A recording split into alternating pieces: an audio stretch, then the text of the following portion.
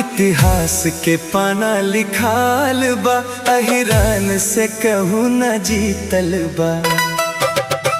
सीना तान के चली मैदान में, नाम सुन के दुश्मन कांपत बा। इतिहास के पाना लिखाल बा, अहिरान से कहूँ न जीतल बा।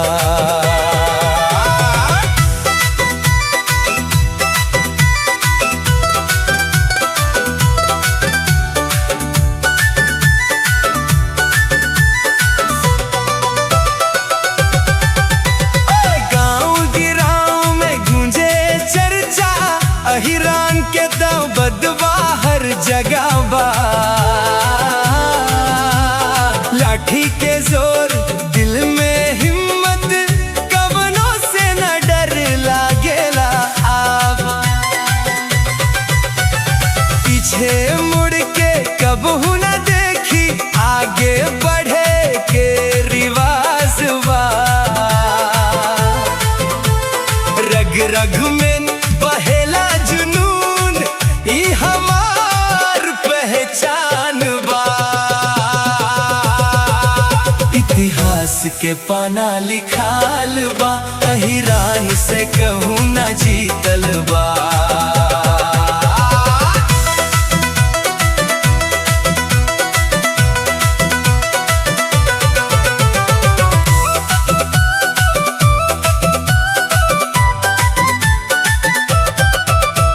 सुनी के लोग सहम जाला, दुश्मन के हालत खराब बा। जब मैदान में उतर जाई, जीत हमार हिसाब बा।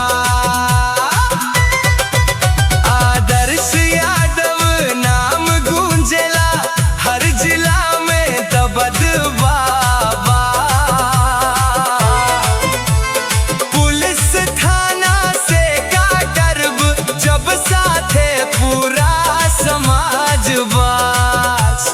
अहिरान बानी गर्व से कहीं, ई माटी के आवाज बा।